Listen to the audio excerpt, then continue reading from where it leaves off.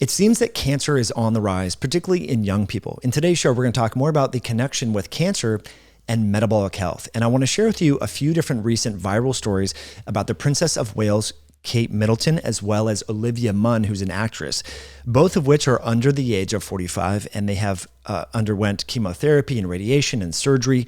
It's been reported that Olivia Munn has received 4 different surgeries, including a double mastectomy at the age of 43 due to an aggressive breast cancer.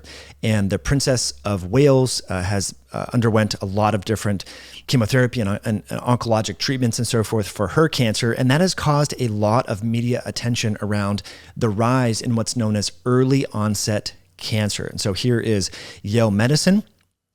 They say that while researchers are determining the cause, experts are raising awareness about early detection in cancers, especially when we see these high-profile cases. Now, I will add that throughout the COVID-19 pandemic, anytime a perfectly healthy person was hospitalized for COVID, I had a habit of going to their Instagram to see if they had any food pictures. And I don't want to pick on any one of these individuals, so I will do my best to not reveal the identity of where these pictures are coming from, although I found them readily available on the internet. Here's a few different food pictures from one of the individuals that we are talking about today.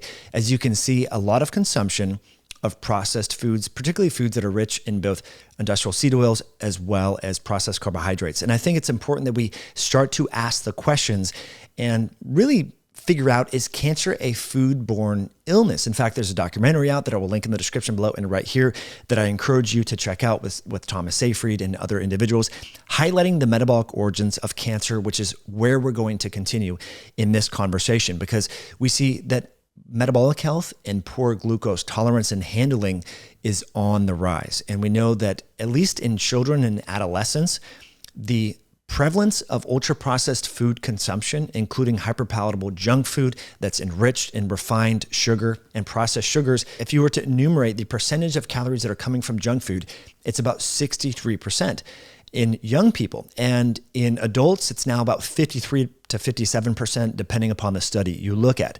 So we have to start looking at cleaning up our diets and our nutrition. And I want to share with you some research on glucose and blood sugar levels as it's related to cancer outcomes and diagnoses and even death. There's a large dossier of literature finding that your glucose levels will impact the trajectory of your lifespan, especially mortality from cancer. So we're going to talk a little bit more about that, but let's talk about early onset cancer. So why is this getting a lot of media attention? Well, age itself is the first and most obvious difference. Early onset can be defined in various ways based upon the cancer type. For example, early onset breast cancer refers to a diagnosis in someone younger than 45 years of age, while early onset colorectal cancer is a diagnosis that occurs in someone younger than 50. Now, classically, cancer was not a disease that you would see in people under the age of 50. That's why scientists are now characterizing a new subtype of cancer known as early onset cancer. Okay, so scientists are trying to figure out, why is the cancer occurrence increasing in people between the ages of 18 and 50, when historically we did not see cancer in these individuals. Now, it's curious because when we were all in elementary school and even college, we heard about type 2 diabetes, known as adult onset diabetes. Now we have children that are diagnosed with type 2 diabetes. So the term adult onset diabetes is not even used anymore because so many kids are unhealthy. Now, I will add that many of these kids started getting diabetes right when the accessibility and the marketing and the availability of ultra-processed foods became widely available. I will add that the food pyramid and the recommendations of eating less fat and more whole grains probably didn't help matters. So this parallel with adult onset diabetes now just being called type 2 diabetes, we can kind of look at cancer in the same way, that this has historically been a disease linked with aging, but because so many people have poor metabolic health, poor immune health, exhausted immune stem cells and beyond, it seems that cancer is no longer just a disease that's relegated to people over the age of 50. And this article here in Nature really highlights that, titled, "Why Are So Many Young People Getting Cancer? What Does the Data Say?" This was just published on the 13th of March in 2024. The investigators write often these early onset cancers affect the digestive system, with some of the sharpest increases in rates of colorectal, pancreatic, and stomach cancer. Globally, colorectal cancer is one of the most common cancers and tends to draw the most attention, but others, including breast and prostate cancers, are also on the rise. In the United States, where the data on cancer incidence is particularly rigorous, uterine cancer has increased by 2% each year since the mid-1990s among adults younger than 50. Early onset breast cancer has increased by 3.8% per year between the years 2016 and 2019. As you can see here, this eloquent image from nature, the rates of cancer are dramatically increasing, especially among females, which I think is quite concerning. And I think most women should really pay attention to this because metabolic health is really important for helping to prevent uterine as well as breast cancer. We know that the breasts are amenable to metabolic health and this whole Warburg effect, as we talked about in many other videos. And for young women, they should really pay attention to metabolic health because it seems that the incidence is really disproportionately impacting young women, unfortunately. And so this is why we should really take heed here and focus on metabolic health. And that's where we're going to focus this conversation henceforth. But friends, I want to thank you for being here. If you're enjoying this content, please hit that like button. Let me know what you think in the comment section below. We're about to share some amazing images on the correlation with blood glucose abnormalities and the prevalence of cancer as well as death from cancer. So you definitely want to pay attention to that. If you would like a tool to help support your metabolic health, a natural compound known as berberine is very effective. It's been used in traditional Chinese medicine for the better part of 3,000 years. This is one of the few natural products that when you take it, you actually feel it. That's what's really unique about this. If you take 2 to 3 capsules of the berberine fasting accelerator at night, it will help those pesky evening food cravings go away. You know, after dinner when you want some ice cream, some cookies, some crackers, something sweet. Customers over at myoscience.com are reporting how this product can be helpful in the context of reducing evening food cravings. You can check out the many reviews over at myoscience.com for people who have chosen to use the berberine fasting accelerator in the evening time to kickstart their evening fast as well as curb their food cravings. You can save with the code podcast at checkout, again, over at myoscience.com. Okay, so going back to processed food consumption, just bridging the gap here between the high prevalence of processed food consumption, poor metabolic health, and the rise in early onset cancers. This was a fascinating article that was published in the Journal of the American Medical Association in August of 2021. The title of this paper is Trends in Consumption of Ultra-Processed Foods Among U.S. Adults Aged 2 to 19 Years Old Between 1999 and 2018. I would add that the statistics are actually even worse now, but in this cross-sectional study of nationally representative data from 33,000 U.S. youths between the years of 2 and 19, the estimated percentage of total energy consumed from ultra-processed foods increased from 61.4% to 67%.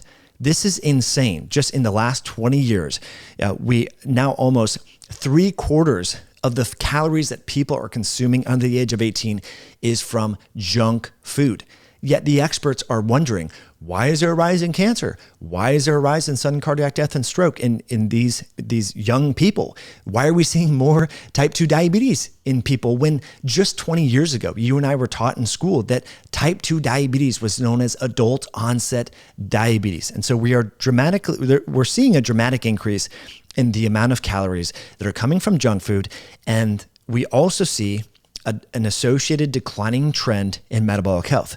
This is a paper you have to screenshot and share with your friends. I'm telling you right now, just pause this video. If you're listening in iTunes, go over to YouTube, click the show notes below, screenshot this and share this with your friends. This is a paper that everyone needs to know. It's titled Trends and Disparities in Cardiometabolic Health Among U.S. Adults Between 1999 and 2018. Only 6% of American adults have optimal cardiometabolic health. Yet we wonder why sudden cardiac death is on the rise. Strokes are on the rise in young people. Now, cancers of all types are claiming more lives among the young. We see dementia on the rise, as well as Alzheimer's. So there's a correlation here. And you can see here in all different age groups, again, take a screenshot of this. Only about 15% of individuals between the ages, and this was between the years 1999 and 2018, have optimal metabolic health. 15%. That's like less than 1 in 5 people have optimal metabolic health. These are 20-somethings and early 30-year-olds. And that number drops to less than 10% in the 35 plus category. And it's less than 1% in people over the age of 65. So this really, my friends, is the problem, because as you can see from numerous different studies that we're going to talk about here, including the New England Journal of Medicine that highlighted this article, a fascinating study that, again, you should take a screenshot of this and share with your pals, titled Diabetes Mellitus, Fasting Glucose, and Risk of Cause-Specific Death. What I love about this paper is they highlight the correlations between blood sugar imbalances and death from vascular-related complications, including cardiovascular disease, strokes, peripheral vascular disease, and heart attacks. But they also enumerate the correlation between death from all causes as well as cancer. So the investigators write, after adjusting for age, sex, smoking status, and body mass index, hazard ratio among persons with diabetes as compared with persons without diabetes were as follows: 1.8, meaning there's an 80% increase risk of death, comparing the odds of dying if you don't have diabetes versus having diabetes. Now, the odds for dying from cancer is 1.25, meaning you have a 25% greater odds of dying from cancer if you have diabetes compared to not having diabetes. Now, what about vascular death? This is really interesting. This is 2.32%. So you have 132% greater odds of dying from a vascular-related complication if you have diabetes versus not. Now, it's important to acknowledge that diabetes is not this binary thing. Like, well, you either have it or you don't. It's a spectrum. A lot of us are on the pre-diabetes spectrum, and a lot of us don't even know it. So, because how many times do you go to your doctor and your doctor might say, well, Sally, your hemoglobin A1C is 6.2 and your fasting glucose is 105. Make sure you exercise and eat healthier foods, and we'll come back and look at this a year later. That happens all the time. I have many family members, many patients or clients that I've worked with over the years, and blood work that I've reviewed while working with medical doctors. This is very prominent. This happens all the time. And, doctors don't have a lot of great tools, or they don't have access to working with personal trainers and exercise specialists and so forth in the clinic. They're short on time, bless their hearts. And so patients don't have a lot of good resources, but they're on the pre-diabetes spectrum. And so pre-diabetes is also linked with higher prevalence of cancer as well as death from cancer. In fact, this image here really conveys the story. This is the number of cancer deaths based on 43 different studies, including 12,370 different deaths over the course of these 43 different studies, finding there is a J-shaped curve here, meaning that as your fasting glucose increases above 5 millimoles per liter, there is an increased odds that you will die of cancer. And the risk of getting cancer almost doubles when your fasting glucose goes above 7 millimoles per liter. And so for those of you watching the YouTube video, we'll make those conversions into milligrams per deciliter so that you can see how that correlates with what your numbers might be. Millimoles per liter is often used in the UK and throughout Europe. So the take home here is there's a strong independent association with your fasting glucose and death from cancer, as well as death from all causes and death from vascular disease. And so I think it's important that we all recognize and look at this, including this figure right here. This shows, again, this J-shaped curve, including multiple different studies, finding that as your fasting glucose gets above 5, and this is millimoles per liter, again, we'll make the conversion so you can see this on your screen quite eloquently. You can see the risk really starts to rise, and the slope of this curve increases after 6 millimoles per liter. And so, again, are doctors talking about this? Is the media talking about this? There's new documentaries, there's books about this, as well as the great book by Travis Christofferson titled Tripping Over the Truth that I would highly recommend you check out. So a lot of us don't have overt type 2 diabetes, but we are on the spectrum of developing it, and we're in this state known as prediabetes or metabolic dysfunction and having poor metabolic health. And so what about breast cancer specifically? As I mentioned, it seems that the cancer incidence, particularly when it comes to early onset cancer, is disproportionately affecting women. So there was a study titled Serum, Glucose, and Insulin and Risk of Cancers of the Breast, Endometrium, and Ovary in Postmenopausal Women. We don't have a lot of good data in premenopausal women when it comes to cancer because this is a relatively new phenomenon, unfortunately. The investigators say, we studied 21,103 women with fasting baseline insulin and glucose measurements in a subsample of the Women's Health Initiative. The subsample was composed of 4 different studies within the Women's Health Initiative with different selection and sampling strategies over a mean follow-up period of 14.7 years. Here's what's really interesting. Serum insulin was positively associated with breast cancer risk. The hazard ratio here is 1.41. Translation: having a low fasting insulin compared to a high fasting insulin is linked with a 41% risk reduction, which is quite significant. Here's where things get really interesting. Glucose and insulin were associated with roughly a doubling of the endometrial cancer risk. The hazard ratio here is 2. So the way that you figure out the hazard ratio is comparing people with low insulin and low glucose. The risk of developing endometrial cancer is 100%. So you have a 100% greater risk of having an endometrial cancer if you have high glucose and high insulin, which I think is really quite scary. And so we should go back again to where we started. We talked about Kate Middleton. We talked about Olivia Munn. Why aren't we hearing more about metabolic health? I would love to know their glucose levels in their historical labs. As you can look at their social media profiles, there's a lot of images of hyperpalatable, ultra-processed junk food. And again, I don't want to unfairly pick on these people and suggest that I know what they ate on a day-to-day basis, but we also have data, and we talked about this before, showing low muscle mass is actually linked with higher prevalence and more severe breast cancer. And so we really need to, conclude this conversation with the emphasis on prioritizing metabolic health as well as muscle health. And there's a lot of good evidence to support this. I can't share with you every single abstract and study in a short video like this, but I will put them in the cards, the YouTube cards here, other videos where we've actually granularly looked at this data. Poor muscle health and low muscle mass and sarcopenia are linked with more severe breast cancer and higher rates of death from breast cancer.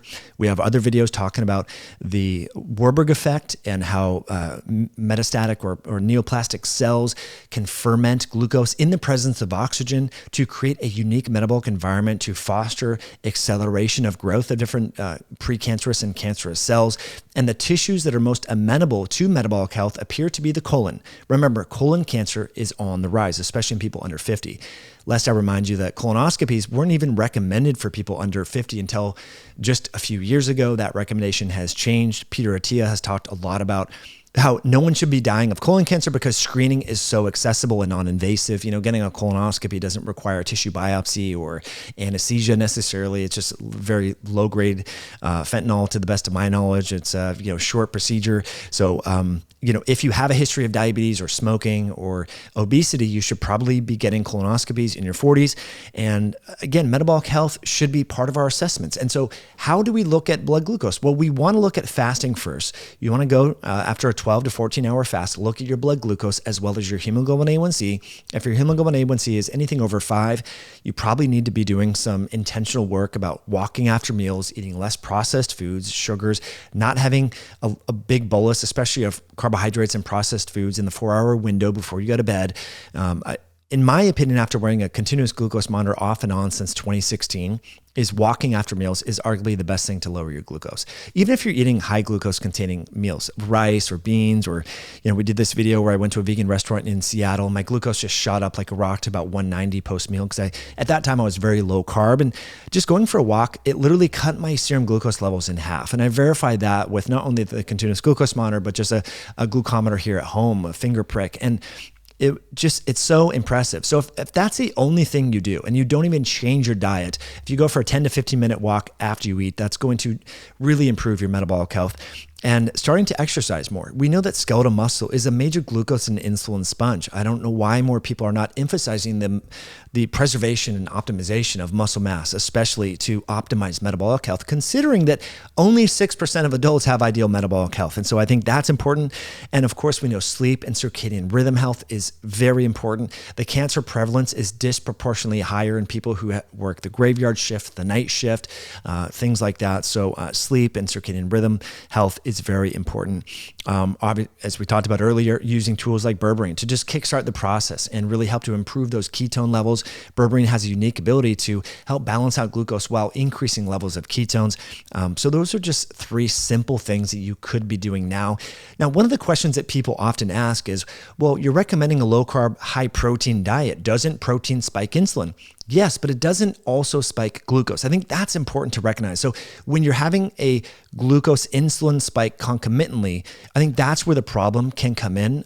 Various research studies find the insulin paired with glucose, especially hyperglycemia and hyperinsulinemia, together could be a recipe for disaster. Whereas if you're eating high amounts of protein in a low carb context, you might be getting a transient insulin spike, which would help improve muscle protein synthesis in the post-meal window to get those amino acids into your cells. You're not getting a huge surge in glucose.